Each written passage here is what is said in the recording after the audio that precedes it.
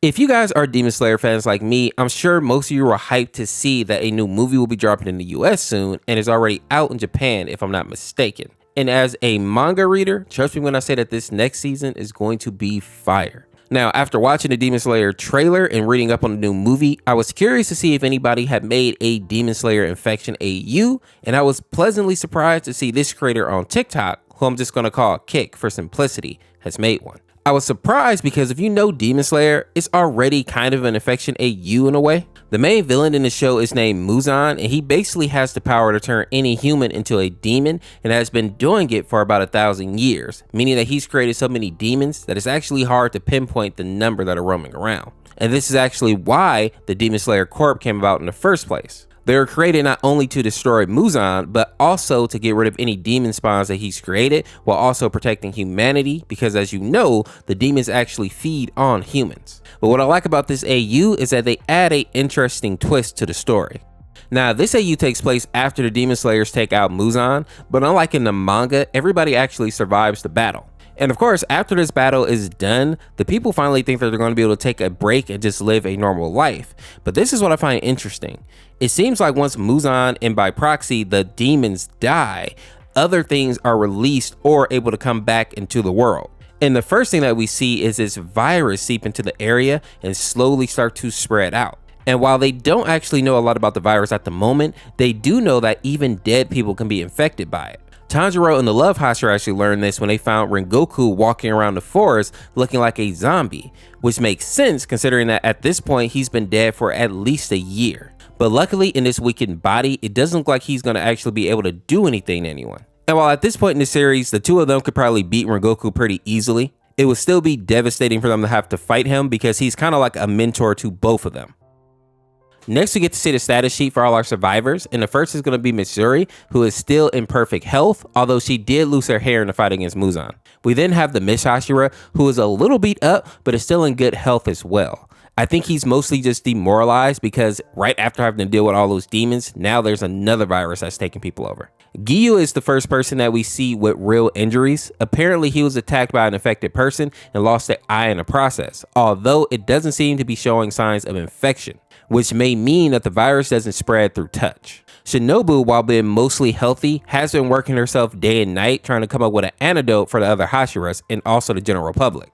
But as you can tell by her face, she is burning the candle at both ends and will likely burn out if she doesn't get some rest. But since she's the only person that's really good with poisons at this point, she probably feels obligated to keep working. And while some of you may be asking why Tengen isn't helping her, just because he has resistance to poison doesn't mean that he actually can work with them or like make an antidote. I think those are two different skill sets. Next we see Tanjiro, and it seems like he is mostly focused on watching out for his sister because she was already infected with the demon virus and he doesn't want to see her get infected again with whatever is going on now.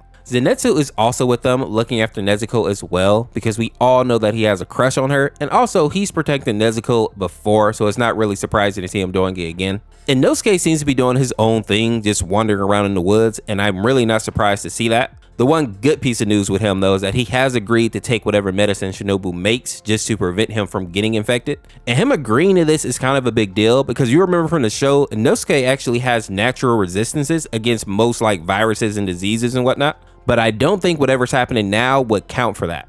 We also get to see that Genya and his brother are both still alive and healthy, and more importantly, the two of them have made peace with each other. Some of you may remember that in the most recent season, the Wind Hashira was willing to cripple his little brother to keep him from fighting demons. So it's good to see that they are actually friendly again. We get to see Tengen next, and I actually really feel bad for him because he was finally ready to retire and just spend some time with his wives, only for another virus to pop up and force him to continue fighting. Next, we see that Kanao and Nezuko are both in perfect health, although they are worried for all their friends. Lastly, we have the Stone Hashira and the Snake Hashira, and I believe their names are Gyome and Omanai. And luckily, both of these guys are also healthy, meaning that at least for now, the non-infected side has some really powerful people. In the next part of the series, it looked like Shinobu was able to come up with some type of vaccine that should help people resist the virus. So she ends up calling Tanjiro over to help her deliver the vaccines to other Hashiras and their friends so that she can keep working on more batches for the general population as well. And the next chapter just shows him delivering the vaccines to different people at the base. And while most people look pretty normal, I did find it strange that Kanao looks so distressed here, almost as if she's hiding something. After covering all the people at the Butterfly Mansion, we then see Tanjiro goes to find the other Hashira to give them their vaccines. But while that's happening, we also get this image of the infected Rengoku in this padded room, and it would seem that someone is running tests on him, obviously trying to learn whatever they can about the virus. The thing that really caught my attention is that the status says alive, which may imply that this virus has the ability to bring the dead back to life in a way. After running around and delivering vaccines to everyone, Tanjiro finally got the chance to get some sleep. While he was resting, we see that the love Hashira goes missing. When he wakes up, Genya is already out looking for her, and even though the pair of them search all day, they are unable to find even a trace of her. That is until we cut over to Shinobu and she hears a sound coming from outside, and being curious, she decides to go take a look, only to find the love Hashira looking absolutely demonic. When I freeze the image here, we can see that her eyes are blood red and most of the skin around her mouth is gone. And for some reason, she's also missing her nose, as if this virus makes people start to decay. In the next chapter, we see that Shinobu survived her encounter with the love Hashira, but she loses her arm in the process. And surprisingly, she doesn't seem too concerned with the loss, instead being more worried about Kanao, who turns out has been bitten by one of the infected. And to make matters worse, it wasn't just a random infected, but rather one of the girls that also work at the Butterfly Mansion, specifically Aoi. And while it seems like Kanao has been able to slow down the infection with her breathing techniques, it is still spread pretty deep into her body, and Shinobu feels like the vaccine may no longer work on her. Now, what I find odd here is that Tanjiro went and gave the vaccine to everyone personally, so it doesn't make sense that Kanao doesn't take it. Unless, of course, she's hiding something from us. Now, later that night, we see Tanjiro goes to meet with Shinobu, and we learn that she cut off her arm to stop the infection from spreading, which we all could have guessed. But we also learn that Shinobu managed to catch Mizuri, and she placed her in a room for research. And at the moment, Shinobu has left Obanai watching over the love Hashira. And when Tanjiro and Shinobu goes to check on them, this is what they see. And for those of you that may not know, Obanai and the love Hashira are in love, funny enough, and instead of losing her to the infection, he would rather become a zombie with her. Put what you think down in the comments. Was this romantic from the snake Hashira, or did he basically just sacrifice himself for nothing? In the next chapter, we see Tanjiro goes to check on Kanao, only to see that she's missing. And when he checks in with Shinobu, she tells him that Kanao is gone, but doesn't give any detail. What we do learn though is that Aoi wasn't attacked by any infected, but still managed to get the virus, which may imply that this infection is airborne and can infect weaker people that way. And once Tanjiro hears this, he immediately goes to check on his sister, but before he can see her, Zenitsu stops him and says that she's sleeping and shouldn't be disturbed, which is super sketchy to me. Like, how are you going to stop me from seeing my own sister? But we all know that Tanjiro is very trusting, and especially of Zenitsu, so he doesn't question it, and he just goes to check on Inosuke, who of course is still just doing his own thing out in the woods, and is completely fine. Later that night, when Tanjiro finally returns to the Butterfly Mansion, he notices that Shinobu is no longer there, and to make matters worse, we get to see Nezuko, and while she is resting, it seems to be because she's sick. And this kind of confirms that Zenitsu is trying to keep this fact away from Tanjiro for some reason. In the next chapter, we get to see Shinobu is walking around in the town proper when she runs into the water Hashira, who seems to be out to check on her. But we don't really get any information as to why she left the mansion without telling anybody. And more importantly, without leaving any of the vaccine for people to use. And we see that this is definitely an issue when Tanjiro goes to check Shinobu's room again to see if she's returned, only to find Zenitsu there looking for medicine. And of course, at this point, Tanjiro doesn't know that the medicine is for his sister. The next day is where things start to really get weird.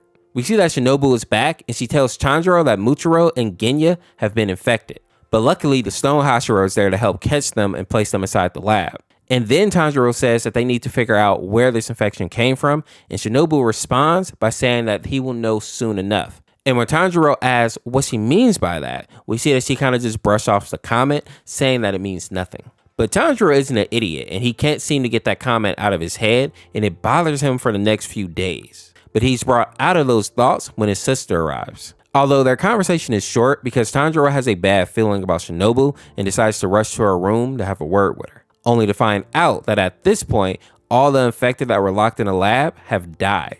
And to make matters even worse, the Stone Hashira even ended up getting infected as well, which is super fishy considering that he is by far the strongest Hashira. And Tanjiro picks up on this as well, asking Shinobu why she's acting so weird and why so many people are dying around her, We then see Shinobu agree to tell him what's going on as long as he agrees to follow her out into the woods, which of course is a red flag. But Tanjiro, being the good-natured kid that he is, he goes out into the dark, creepy woods with her.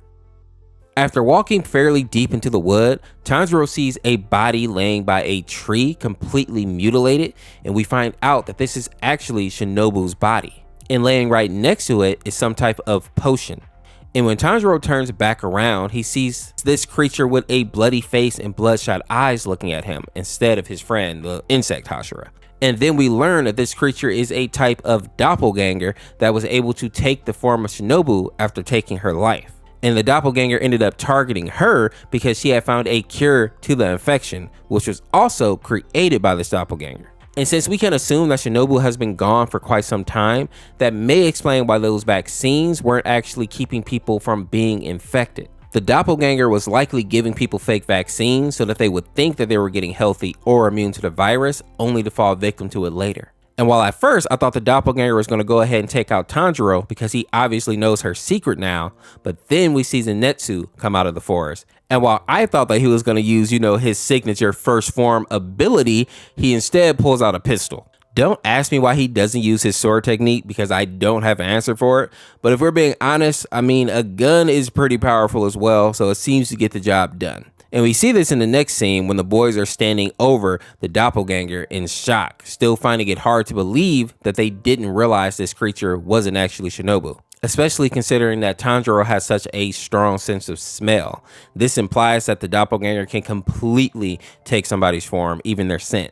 Zenitsu also confirms that this creature did in fact start the virus, and we can assume that with his superior hearing, maybe he overheard her talking about the plan. Although he still doesn't understand how she was able to do it. Now, the only real mistake that the boys make here is that they decide to leave the body of the doppelganger here and deal with it tomorrow. Now, if it was me, I would have tied her up and taken her back to the lab that they already have set up.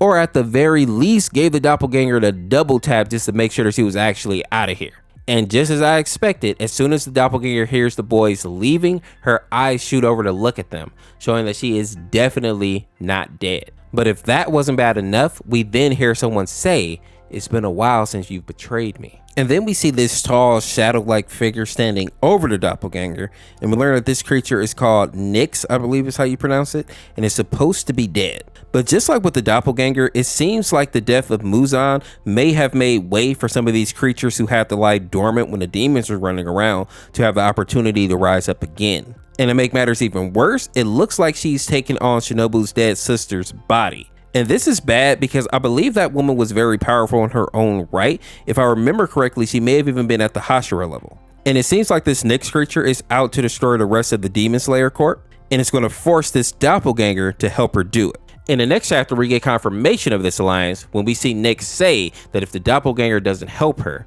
she's going to go ahead and take her out along with the rest of the Hashira and the Demon Slayers. And while I don't think that this creature Nyx is based on the Greek goddess by the same name, it does seem like she has some type of powers dealing with darkness, which may make her a real threat here. It may also be why the doppelganger seems to be so willing to submit to her. But even though it looks like they'll work together, you can tell that they are definitely not friends, and this Nyx character may be a bit reckless. At the end of their conversation, we see the doppelganger say that she hears something, and then we see Zenitsu walking through the woods. And this part right here is kind of silly to me. Apparently, after Tanjiro and Zenitsu got back to the mansion, they end up meeting up with Nezuko, and at this point, she still doesn't know how many people have actually gotten infected. Tanjiro ends up telling Zenitsu to go back out into the woods and to find the doppelganger's body because it may still be alive. And this right here is just crazy to me because they should have brought the body with them in the first place. And to put a point on this, in the next scene, we see Tanjiro and his sister sitting inside the butterfly mansion, and Nezuko notices that Zenitsu still hasn't come back. So Tanjiro decides that he's going to go out and actually look for him, only for us to cut back over to a now beaten and battered Zenitsu, who we can assume was jumped by the pair here. The scary part about this is that Zenitsu has some crazy good hearing, so if the pair of them were actually able to sneak up on him, they are either very sneaky or the creator has nerfed some of these characters to move the story along. We also get this brief scene here where Nyx rips off the doppelganger's face, further solidifying that this pair are flimsy allies at best. This chapter then ends with Zenitsu waking up in the medical wing of the Butterfly Mansion, so we can assume that Tanjiro was able to get him back home safely. In the next chapter, we see that Nezuko goes to check on Zenitsu and seems to be happy that her brother isn't around. And then she goes to sneak out of the mansion, and while she's sneaking around outside, she runs into Kanao, who, if you remember, was bitten many days ago and now is fully infected. And when Nezuko sees this, she makes a run for it. And in typical 1990 horror movie fashion, she trips on a rock. But before Kanao can actually lunge at her, we see a blade pierce her back, and the water Hashira is standing over her, looking fully healed, finally. Showcasing that the antidote that Tanjiro and Zenitsu found on Shinobu's body was likely the real cure and worked flawlessly. Now, the thing that confuses me is that we don't get to know why Nezuko was even outside to begin with, but we do get to see Inosuke again. And it seems like the reason that he's been missing for so long is that he ended up getting lost in the woods and ended up being taken in by some old lady. And honestly, I just assumed that he was going to be infected at this point, so seeing that he's still alive and well is actually really good. After that, we see Gil say that they need to get back to the mansion because Tanjiro has found something. And he also made sure to pick up Kanao because he believes that they still may be able to actually cure. And in the final chapter, we see that Kanao seems to be okay. She's all wrapped up and one of her arms is definitely gone, probably the one that was bitten, but she is alive, so apparently something did work. And after sitting with her for a while, it seems like Nezuko gets curious to see what her brother and Giyu are up to. And when we switch over to their perspective, we see DXI, or aka the Doppelganger. And I'm assuming this is like a way to try to gain their trust, but we know as the viewers that this is probably just a trap because she's working with Nyx. As of right now though, we're left on a bit of a cliffhanger, but all in all, I have to say that this Infection AU is a little bit better than I thought it was going to be. I was really curious for how they were going to make an Infection AU in a universe that already has an infection in it technically. And I think the twist that we see here is pretty interesting. I'm hoping that the creator continues this because I really want to see how it ends, and I also hope that they reveal like what this Nyx character is. But with that being said, if you enjoyed this video, check out this video on the screen here. Put your suggestions in the comments of what you want to see next, and we will see you tomorrow with another video. Peace.